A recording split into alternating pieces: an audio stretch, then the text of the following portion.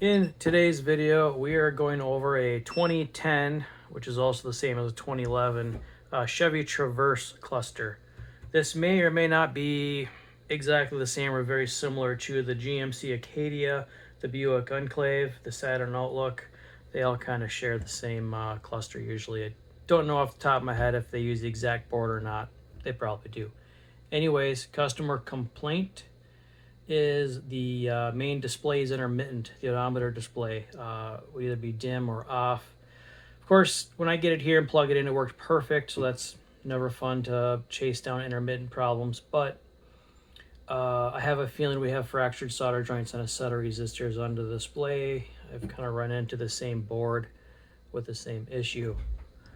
So I have already unsoldered the 6 leads for the bottom of the VFD, the vacuum fluorescent display.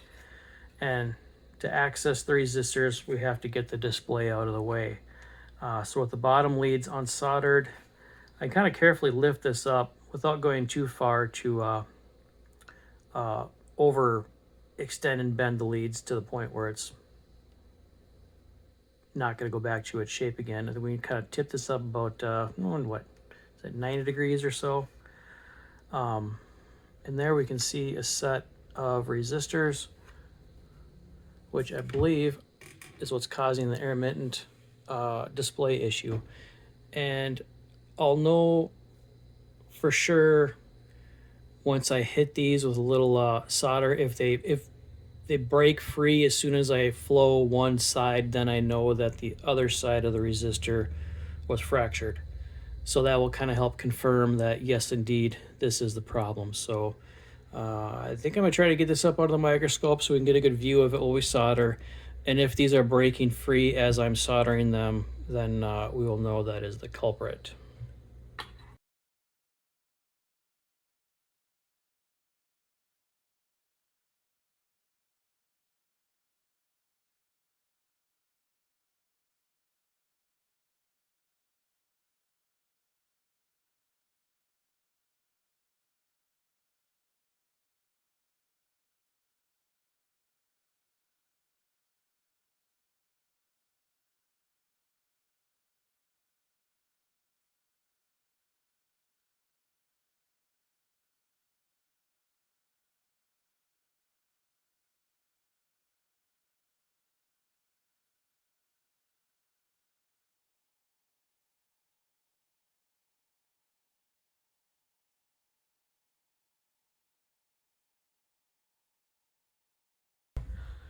As I expected, all 4 of the 6.2K resistors had pretty loose joints. They were fractured and broken joints, which would definitely cause intermittent issues.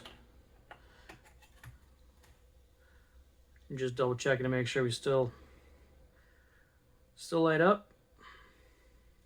Yep. Okay, display still looks good. Now I can just go ahead and anchor these 6 points back down again.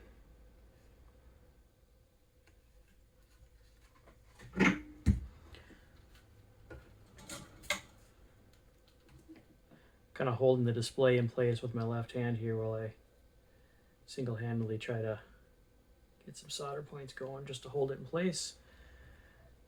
Once it's tacked down, I'm going to come back through and give it a little bit cleaner solder joints to make it look like factory again.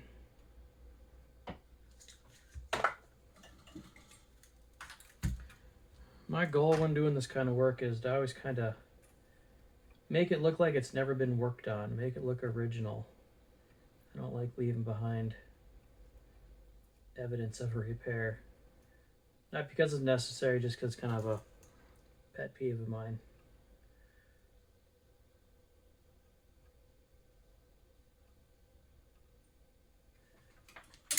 Do my best anyways to make it as clean as possible.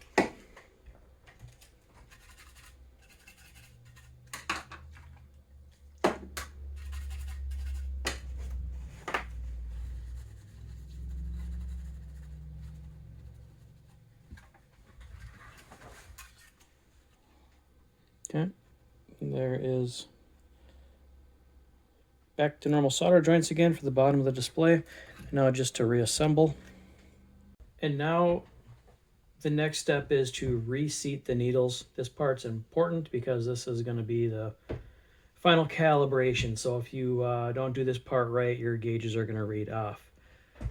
If you do not have the ability to bench power it like what I'm doing here, then before you take it apart, you'll need to mark the needle home location. So that just means you'll see people do this on other Chevy and other clusters to fix too. So what you do is you find the stopping location of the needle. So let's say if you push it down, it stops here. Slide a little piece of masking tape under there, take a Sharpie and mark it. So that way you know when you put the needle back on, you have to put it back on in that same stopped starting position. But now since I'm set up to do this electronically, I don't need to find the home position before taking it apart. What I do is I just power it up. I hear all the stepper motors, they go to their home position.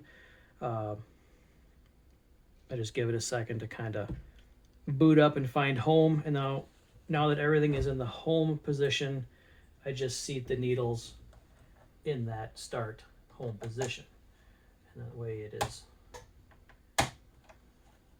That way the needles start where they need to start, I guess is the easiest way to describe that. I mean, if you want to get technical, these are, their stepper motors are not servo motors. So that means they don't actually know the location of the motor or the needle. It just counts the steps to guess on where the location should be, if that makes sense. Like I said before, when seating needles, don't push them down too far. If you bottom the needle out all the way, it's going to rub on the face, and it might actually stop the motor from moving. But you also don't want them too high, because then you get a little light leakage sneaking out. You'll get like a halo of light coming through if the needle's too far off of the face. So kind of a happy medium.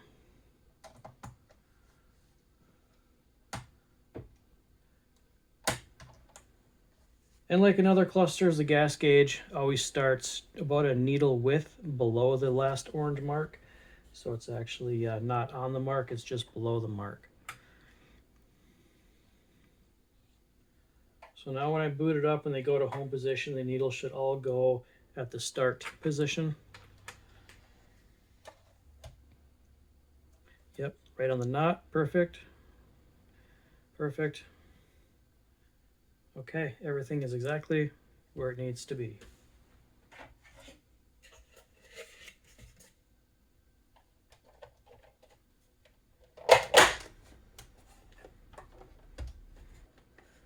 Now that flickering you see in the display, that's just a camera timing issue. In real life, the display is solid. It's not actually pulsing and flickering. But that is it for today. If you don't feel comfortable doing this repair yourself, I'll have my contact information down below. That's it for today. Thanks for watching.